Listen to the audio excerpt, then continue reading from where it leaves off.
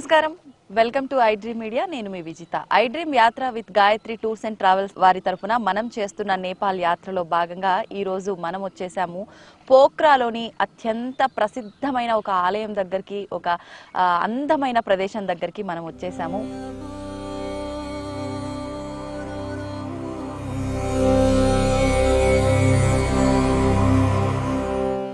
మీరు చూస్తున్నట్టయితే నా వెనకాలంతా కూడా చక్కగా కొండలు, ఒక సరస్సులో వెళ్తున్నట్టుగా, బోట్లో వెళ్తున్నట్టుగా మీకు కనిపిస్తోంది. అవునండి, మీరు అనుకునేది నిజమే. అయితే మనం వెళ్తున్న ఈ ఆలయము ఈ సరస్సు మధ్యలో ఉంటుంది. ఒక గుహలాగా ఉండి ఆ గుహలో ఒక దివి అని చెప్పవచ్చు. ఆ దివిలో అమ్మవారు కొలువై ఉన్నారు.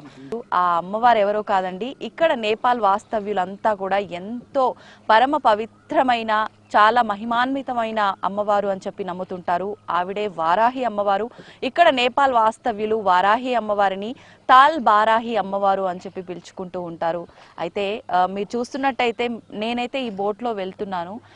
ఇక్కడ ఒక 2 రకాల బోట్లు అయితే మనకు అందుబాటులో ఉంటాయి. సుమారు మనం స్టార్టింగ్ పాయింట్ నుంచి అమ్మవారి ఆలయం దగ్గరికి వెళ్ళడానికి మనకు బోట్లో ఒక 30 నిమిషాల సమయం పడుతుందండి. ఇది కంప్లీట్గా ఈ ఆలయం సరస్సు మధ్యలోనే ఉంది కాబట్టి దీనికి ఇంకొక మార్గం ఏమీ లేదు. ఖచ్చితంగా ఎవరైనా సరే ఇలా బోట్లో వెళ్లాల్సిందే.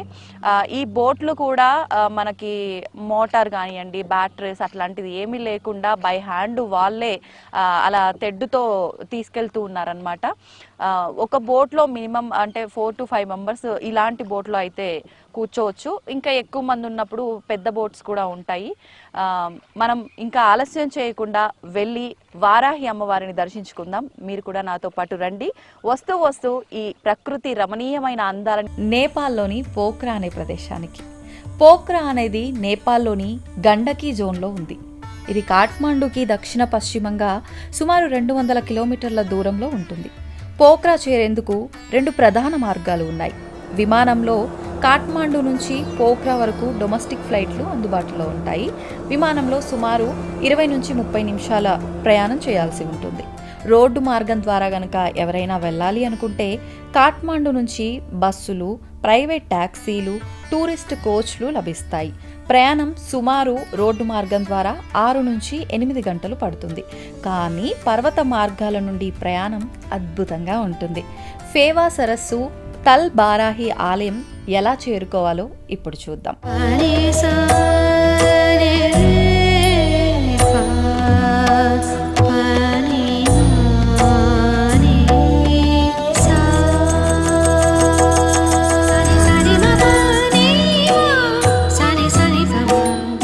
బోటింగ్ వివరాలు చూద్దామా మరి. ఫేవా సరస్సులో బోటింగ్ అనేది ఒక ప్రత్యేక అనుభవం. ఆలయానికి వెళ్లేందుకు బోట్లు అందుబాటులో ఉంటాయి. బోట్లో 2 లేదా 3 వరకు సరిపోయేటట్టుగా ఉంటాయి. ఒక వ్యక్తి దాన్ని తీసుకువెళ్తూ ఉంటారు.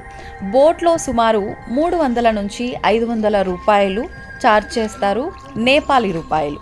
సమయం ఆలయానికి వెళ్ళటానికి రావటానికి సుమారు 30 నుంచి 45 నిమిషాలు పడుతుంది.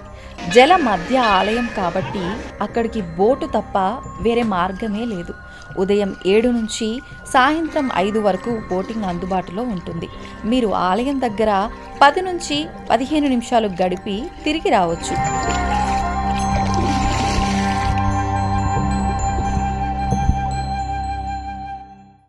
మొత్తానికైతే అమ్మవారి ఆలయం దగ్గర దాకా వచ్చేసామండి. నాకైతే నిజంగా చాలా ఆనందంగా అనిపిస్తోంది. ఇదంతా చూస్తుంటే అసలు ఎంత కళ్ళకు ఇంపుగా కనిపిస్తోందంటే నిజంగా అంత కళ్ళకు ఇంపుగా కనిపిస్తోంది. మొత్తానికి నేను మీకు చెప్పినట్టుగా తాల్ బారాహి అమ్మవారు అని చెప్పి ఇక్కడ అమ్మవారిని పిలుస్తారు అని చెప్పాను. అసలు ఎందుకు అమ్మవారికి ఆ పేరు వచ్చింది అని అంటే, తాల్ అంటే నేపాలీలో జలం అని చెప్పి చెప్తూ ఉంటారు. మనం వారాహి అని చెప్తూ ఉంటాము. ఇక్కడ నేపాలీ వాళ్ళు బారాహి అని పిలుస్తుంటారు. అందుకని చెప్పి ఇక్కడ అమ్మవారిని తాల్ బారాహి అమ్మవారు అని చెప్పి పిలుస్తుంటారు. మొత్తానికైతే వచ్చేసినాము. ఈ సరస్సు ఫీవా లేక్ గురించి చెప్పాలంటే ఇది మంచినీటి సరస్సు. నేపాల్ రాజ్యం అంతటికి కూడా ఇదే పెద్ద సరస్సు అని చెప్పి చెప్తూ ఉంటారు. మనం మొత్తానికైతే వచ్చేసినాం అమ్మవారి టెంపుల్ దగ్గరికి. ఒక్కసారి మరి వెళ్ళి అమ్మవారిని దర్శనం చేసుకున్న తర్వాత మనం మాట్లాడుకుందాం, పదండి. మనం చేస్తున్న నేపాల్ యాత్రలో భాగంగా ప్రస్తుతం పోఖ్రాలోని అతి మహిమాన్వితమైన శక్తివంతమైన అమ్మవారి ఆలయం దగ్గరికి వచ్చేసామండి. అమ్మవారు సరస్సు మధ్యలో కొలువై ఉంటారు. స్వయంగా వెలిసిన అమ్మవారి దగ్గరికి రావాలి అంటే ఒకటే మార్గం అండి, పడవ ద్వారానే మనం రావాల్సి ఉంటుంది. మొత్తానికి అయితే నేను అమ్మవారి దగ్గరికి వచ్చే అతి సుందరమైన అందమైన ప్రదేశం. అక్కడ పర్వతాలు, సరస్సులు, ప్రకృతి అందాలు అన్నీ కలిసి కనిపిస్తాయి. ఇక్కడ ఉన్న అమ్మవారు బారాహీదేవి. ఆమె విష్ణుమూర్తి యొక్క శక్తి స్వరూపం. పురాణం ప్రకారం ఒకప్పుడు రాక్షసులు ప్రజలను ఇబ్బంది పెట్టినప్పుడు విష్ణుమూర్తి వరాహ అవతారంలో వచ్చి రక్షించారు. ఆ సందర్భంలో దేవి బారాహి కూడా ప్రత్యక్షమై ఆ శక్తికి తోడ్పడ్డారట. అందుకే ఇక్కడ ఆ తల్లిని పూజిస్తారు. ఈ ఆలయం చాలా పురాతనమైంది. 14వ శతాబ్దంలో మల్లరాజులు నిర్మించారని చెబుతారు. ఇక్కడ ప్రతి శుక్రవారం మరియు శనివారం పెద్ద సంఖ్యలో భక్తులు వస్తూ ఉంటారు. పూజారులు, మంత్ర ఉచ్చరణలు, గంటల శబ్దం, ఆ సమయంలో అక్కడి వాతావరణం చాలా భక్తిమయంగా ఉంటుంది. ఇక ఫేవా సరస్సు గురించి చెప్పాలి. ఇది పోఖ్రా నగరానికి హృదయమే అని అంటారు. సరస్సు చుట్టూ కొండలు, పచ్చని చెట్లు, పర్వతాల ప్రతిబింబాలు నీటిలో కనిపించటం వర్ణించలేని అందం. సరస్సు మధ్య ఉన్న తల్బారాహి ఆలయం చూస్తుంటే ప్రకృతి, ఆధ్యాత్మికత రెండు కలిసినదే అనిపిస్తుంది. మీరు ఎప్పుడైనా పోఖ్రా వస్తే ఫేవా సరస్సులో పడవలో వెళ్ళి తల్లిని దర్శించండి. మీరు కూడా అద్భుతమైన ఆధ్యాత్మిక అనుభవాన్ని పొందండి. నమస్కారం గురుగారు. నమస్తే అమ్మా. గురుగారు, ప్రస్తుతం మనం వారాహి అమ్మవారి ఆలయంలో ఉన్నాము. అమ్మవారి విశిష్టత, ఆలయం యొక్క గొప్పతనం గురించి తెలియజేయండి. ముందుగా మనం నేపాల్లోని పోఖ్రాలో ఉన్నటువంటి లోకల్ సైట్ సీయింగ్స్లో ముఖ్యంగా చాలా విశేషమైనటువంటిది, అదేవిధంగా చాలా మహిమాన్వితమైనటువంటి శక్తిపీఠంగా భావించేటువంటి వారాహి అమ్మవారి యొక్క దర్శనం వచ్చాం మనం. వారాహి అనగానే ఇవాళ రేపట్లో అందరికీ అమ్మవారి యొక్క విశేషం చాలా బాగా తెలుసు. దశమహావిద్యల్లో అమ్మవారికి చాలా ప్రత్యేకమైనటువంటి ఒక స్థానం ఉన్నటువంటి విషయం అందరికీ ఎరిగినటువంటి విషయం అది. ఆ దశమహావిద్యంలోనే చాలా శక్తివంతంగా భావించేటువంటి యొక్క అమ్మవారి ఆరాధన వారాహి అమ్మవారి యొక్క ఆరాధన అని చెప్తూ ఉంటారు. ఈ మధ్యలో చాలామంది అమ్మవారి యొక్క సాధన, అమ్మవారి యొక్క హోమాలు అని మనం కూడా చూస్తున్నాం మనం. ఇక్కడ విశేషంగా మనం పోఖ్రాలో ఉన్నటువంటి ఒక వారాహి అమ్మవారి యొక్క విశేషత మనం గమనిస్తే, అమ్మవారి యొక్క దేవాలయం నదిలో ఉన్నటువంటి యొక్క పరిసర ప్రాంతం, నది మధ్యలో ఉన్నటువంటి యొక్క దేవాలయం అమ్మవారు. ఈవిడని జల్మాత, దుర్గాదేవిగా, జలమాతగా, అదేవిధంగా వారాహి అమ్మవారుగా కొలుస్తూ వస్తుంటారు. ఈ నేపాల్లో స్వయంభూ అమ్మవారు శక్తివంతమైనటువంటి ఒక శక్తిపీఠంగా భావిస్తారు నేపాల్ రాజ్యంలో. ఒకసారి ఆలయం యొక్క విశేషత గురించి చూస్తే మనం, సత్యయుగంలో ఒక ముసలావిడ ఆవిడ భోజనం నిమిత్తం, అదేవిధంగా ఉండడానికి ఎవరు లేరు నాకని చెప్పి ఈ యొక్క అమ్మవారి యొక్క ఈ అమ్మవారి దేవాలయం ఎక్కడైతే ఇప్పుడు నిర్మించబడిందో ఈ ప్రదేశంలో వచ్చి ఒకరు దంపతులు ఉంటే వారు అడిగిందట అమ్మవారు, అయితే మా దగ్గర ఉండడానికి తిండి ఈ యొక్క చాప తప్ప ఇంకేం లేవు మా దగ్గర ఉండడానికి, మేమే ఇబ్బందులు పడుతున్నామని చెప్పి అనేసరికి వెంటనే ఆ ముసలావిడ అక్కడే ఆకలితో ఉందట ఇదే ప్రదేశంలో. ఉండేసరికి వెంటనే అదే రోజు రాత్రి రాజుగారి యొక్క స్వప్నంలో కనపడి, నేను ఇక్కడ వచ్చి ఉన్నాను, నన్ను ఆరాధించి, నన్ను స్మరించి ఆరాధించి నా యొక్క పూజా కైంకర్యాల నిమిత్తమై అన్ని ఏర్పాట్లు చేయమని అమ్మవారు కోరుకుందట రాజుగారిని. అమ్మవారి యొక్క ఆదేశం ప్రకారం వెంటనే మహారాజు గారు ఉదయమే అమ్మవారి యొక్క ఎక్కడైతే ఆ యొక్క స్వప్నంలో కనబడిన ప్రదేశం ఉందో ఈ ప్రదేశానికి వచ్చి కావాల్సిన వ్యవహారాలను కూడా చూసి అమ్మవారి యొక్క స్థాపన వ్యవహారం చేసి చివరికి అమ్మవారి యొక్క పూజా కైంకర్యాలని పరంపరంగా కొనసాగిస్తూ వస్తున్నారట. ఈ యొక్క వ్యవహారం అంతా కూడా నడుస్తూ ఉండగా ఈ యొక్క ఆలయం అంతా కూడా నిర్మాణం అయిన తర్వాత మొన్న ఈ మధ్య కాలంలో వచ్చినటువంటి ఈ భూకంపాల వల్ల అమ్మవారు దక్షిణం వైపు కొద్దిగా ఒరిగి ఉన్నటువంటి కారణంగా ఈ యొక్క ఆలయం పక్కనే పునర్నిర్మాణం కూడా చేస్తున్నారు దేవాలయంకి సంబంధించి. ఇక్కడ అమ్మవారికి సంబంధించినటువంటి వ్యవహారం ఏంటంటే, ఉదయం 6 నుంచి మొదలు పెడితే సాయంకాలం 6 వరకు మాత్రమే దర్శనం ఇచ్చేటువంటి ఒక ప్రదేశం ఇది. ఇదంతా కూడా ఫీవా లేక్ మధ్యలో ఉంటుంది, ఐలాండ్ లాగా. మనం బోర్డు ద్వారా రావాల్సి వస్తుంది.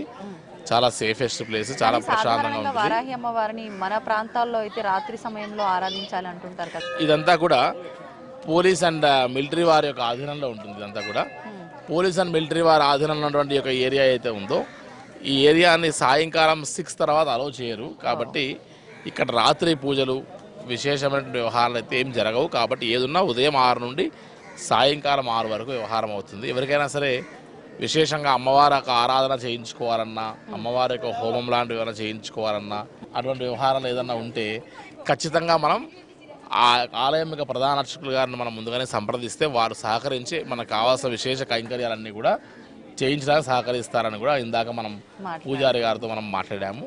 ఇక్కడ మాత్రం విశేషంగా పంచబలులు అనేటువంటివి కూడా జరుగుతూ ఉంటాయి. అయితే ఈ పంచబలులు అనేటువంటివి ఆలయం బయట చేయించినటువంటి ఒక ప్రక్రియ చేస్తారు. ఏదైనా మనోకామనలు అనేవి నెరవేరిన తర్వాత, మనసులో కోరికటువంటి సకల కోరికలను నివృత్తి అయిన తర్వాత ఇక్కడ వచ్చి ఖచ్చితంగా బలి ఇవ్వడం అనేటువంటిది వారాహి అమ్మవారికి ప్రతీకగా భావిస్తారు ఇక్కడ ప్రజలందరూ కూడా. మనసులో కోరుకున్నది నెరవేరితే ఇక్కడ ఆలయం ఇక్కడ ఆచార ప్రకారం ఖచ్చితంగా వారాహి అమ్మవారికి బలిని ప్రదానం చేస్తారు. సో ఇది ఈ యొక్క నేపాల్ రాజ్యంలో ఉన్నటువంటి ప్రతి శక్తిపీఠం దగ్గర, ఈవెన్ మన దగ్గర కూడా కాస్త మెయిన్ టెంపుల్స్ దగ్గర కొన్ని వామాచార పద్ధతుల్లో వెళ్ళేటువంటి అమ్మవారి యొక్క ఆరాధన దగ్గర ఖచ్చితంగా అలా చేస్తారు. చాలా విశేషమైనటువంటిది. ఖచ్చితంగా నేపాల్ రాజ్యం, నేపాల్ యాత్రకు వచ్చినటువంటి వారు ముఖ్యంగా ఈ పోఖ్రాలో ఖచ్చితంగా సందర్శించాల్సినటువంటి క్షేత్రాల్లో బిందువాసిని, అదేవిధంగా గుప్తేశ్వర్ మహాదేవ్, డేవిస్ ఫాల్తో పాటు ఈ అమ్మవారి యొక్క ఫీవా లేక్లో వారాహి అమ్మవారి యొక్క దర్శనం చాలా అద్భుతంగా ఉంటుంది. అమ్మవారిని ఏది కోరుకుంటే అది నెరవేర్చేటువంటి యొక్క అమ్మవారిగా అటు మనోకామనాదేవి కానీ, రోప్వేలో మనం వెళ్ళినటువంటి అమ్మవారు, ఇక్కడ వారాహిదేవి కానీ చాలా శక్తివంతమైన దేవాలయం. సో అందరూ కూడా తరించవలసిందిగా మనవి. ధన్యవాదాలండి, చాలా చక్కగా సరస్సులోని వారాహి అమ్మవారి ఆలయంలో ఉన్నాం కదండి. అయితే మరి అమ్మవారి ఆలయంలో దర్శనం చేసుకున్నాము, అమ్మవారి విశిష్టత గురించి, ఆలయ ప్రత్యేకతల గురించి కూడా తెలుసుకోవాలి కదా. అందుకని చెప్పి ఆలయ ప్రధాన అర్చకుల వారితో మాట్లాడి ఈ విశేషాలన్నీ అడిగి తెలుసుకునే ప్రయత్నం చేద్దాం రండి. ప్రణామ్ महाराज जी. महाराज जी, आपका नाम बता दीजिए. मेरा नाम कमल प्रसाद पहाड़ी है. कमल प्रसाद पहाड़ी है, ठीक है. महाराज जी, वाराही मंदिर का महत्व बता दीजिए. ये जो मंदिर है ये देवी माता का मंदिर है, वाराही देवी का. ये आपका 1668 में यहाँ उत्पत्ति हुई है. स्वयंभू है ये. हाँ, स्वयंभू. जी हाँ. तो पहले ऐसा था, जो एक युग था सत्ययुग. सत्ययुग में क्या कहते थे कि जो शाम को आया हुआ मेहमान, सत्ययुग का, हाँ, शाम को आया हुआ मेहमान भगवान के बराबर होता है बोलते थे. हाँ. उस टाइम पे एक कहानी है ये, जो हमने सुना वही हम आपको बता रहे हैं. संध्याकालीन समय में वो बैठने की जगह ढूंढती हुई गई. ये जो पूरा लेक था ये पूरा गांव था पहले. ये मेरे पास खाने के लिए बुस्की रोटी और सोने के लिए चटाई है बस. तो बाद में उन्होंने, देवी ने, माता ने कहा तुम ये जगह छोड़ के चली जाओ. ये जैसे माता बह के उधर से आई थी, तब ये जो वहाँ उनको भेज दिया. एक ऊपर एक थुमको बोल के जगह है, वहाँ बैठ गई वो जाके. तो ये जो जगह था, रात को पूरा गांव पूरा पानी का बेग आके बह गया पूरा. हम लोग को सबको लाल मोरिया बोल के हम लोग बैठे हैं. और यहाँ विशेष पूजा, हमारा जो पूजा होता है, विशेष पूजा वो होता है नवरात्रि में. नवरात्रि जी हाँ. लेके आने बोलते, जैसे पंचबली रहा है तो वो बाहर काटते हैं वो लोग, अंदर नहीं, अलाउड नहीं है. भेड़ा बोले वो करते हैं. और अलाउड नहीं है इधर. बस बकरे का, मुर्गे का और मतलब हंस का, मुर्गा और बकरे का, बस 3 जिसका. ठीक है, प्रणाम महाराज. థ్యాంక్ యూ, ధన్యవాదాలు. మొత్తానికైతే పడవ ప్రయాణం సాగిస్తూ అమ్మవారి దగ్గరికైతే చేరుకున్నామండి. అయితే ఇక్కడ అమ్మవారు స్వయంపుగా వెలిశారు. మనం వచ్చింది కూడా ఒక సరస్సులో, అంటే సరస్సు మధ్యలో అమ్మవారు స్వయంపుగా వెలిశారు కాబట్టి మనం సరస్సు గుండానే ప్రయాణం చేయాల్సి ఉంటుంది. ఇక్కడ అమ్మవారికి పంచబలుల సాంప్రదాయం కూడా ఉంది. ఎవరైనా వాళ్ళ మనసులో ఉన్న కోరికలు కోరుకొని మొక్కుకున్న తర్వాత ఆ కోరిక నెరవేరిన తర్వాత ఇక్కడ అమ్మవారికి మనం మొక్కుకున్న మొక్కు ఏదైతే బలి అనేది ఉందో అది చెల్లించుకోవాల్సి ఉంటుంది. దాంతోపాటు ఇప్పుడు మీరు చూస్తున్నట్టయితే ఈ వృక్షము దేవతా వృక్షం అన్నమాట. దేవతా వృక్షంకి చుట్టూ కూడా ఒక ప్రాంగణంలా మనకి ఇక్కడ ఇచ్చారు. మనం మనసులో ఏదైనా కోరిక కోరుకొని ఒక వస్త్రాన్ని గనక ఇక్కడ మనం కట్టినట్లయితే కోరిక నెరవేరుతుంది అని చెప్పి ఇక్కడ భక్తుల నమ్మకం కూడా. అయితే అమ్మవారి దర్శనం అయితే చాలా చక్కగా జరిగింది. అమ్మవారు భూకంపం, నేపాల్లో భూకంపం వచ్చిన సమయంలో అమ్మవారి విగ్రహం కొంచెం అలా సైడ్కి తిరిగినట్టుగా బెండ్ అయినట్టుగా అవ్వటం మూలాన అమ్మవారి ఆలయాన్ని పక్కనే కట్టడం జరుగుతోంది. అక్కడ అమ్మవారి ఆలయ నిర్మాణం పూర్తయిన తర్వాత అమ్మవారిని అక్కడ ప్రతిష్ఠించడం జరుగుతుంది అని చెప్పి ఇక్కడ పురోహితులు, ప్రధాన అర్చకులు చెప్పడం జరిగింది. మన ప్రాంతాల్లో సౌత్ ఇండియన్స్ ఎక్కువగా వారాహి అమ్మవారిని రాత్రి సమయంలో ఆరాధిస్తూ ఉంటారు. కానీ ఇక్కడ అలాంటి అంటే కండిషన్స్, అలాంటి పరిస్థితులు ఏమీ లేవు అనమాట. మామూలుగా ఇక్కడ ఆలయ సమయం వచ్చేసి మార్నింగ్ 6 నుంచి ఈవినింగ్ 6 వరకు మాత్రమే. 6 తర్వాత ఇక్కడ అలో చెయ్యరు. ఆలయం కూడా ఆలయం కూడా మూసివేయబడుతుంది. ఎందుకు అనంటే ప్రత్యేకించి మనకి ఇది సరస్సులో రావాల్సి ఉంటుంది, రిస్క్తో కూడుకున్నది కాబట్టి. మన సౌత్ ఇండియన్లో లాగా అమ్మవారిని వామాచారంలోనే పూజించాలి, లేకపోతే తాంత్రికంగా పూజించాలి, అలా నైట్ సమయంలోనే పూజించాలి, రాత్రి 9 తర్వాత 12 తర్వాత ఇలాంటి సాంప్రదాయాలన్నీ ఏవి కూడా మనకైతే ఇక్కడ కనిపించటం లేదు. ఇదండి ఇక్కడ విశిష్టత. మీలో ఎవరైనా నేపాల్ యాత్రకు వచ్చినట్టయితే ఖచ్చితంగా ఇక్కడ సందర్శించాల్సిన ప్రదేశాలలో ముఖ్యంగా చెప్పుకోదగ్గ ప్రదేశం, పరమ పవిత్రమైన క్షేత్రం, ఎంతో శక్తివంతమైన మహిమాన్వితమైన క్షేత్రంగా చెప్పుకునేది వారాహి అమ్మవారి ఆలయం, తల్ బారాహి టెంపుల్. ఇదండి ఈ ఆలయ విశిష్టత. మీరు ఖచ్చితంగా మిస్ అవ్వకుండా ఆలయ సందర్శన చేయండి, అమ్మవారి అనుగ్రహాన్ని పొందండి, మీ మనసులో ఉన్న కోరికలన్నీ కూడా నెరవేరుతాయి. నమస్కారం.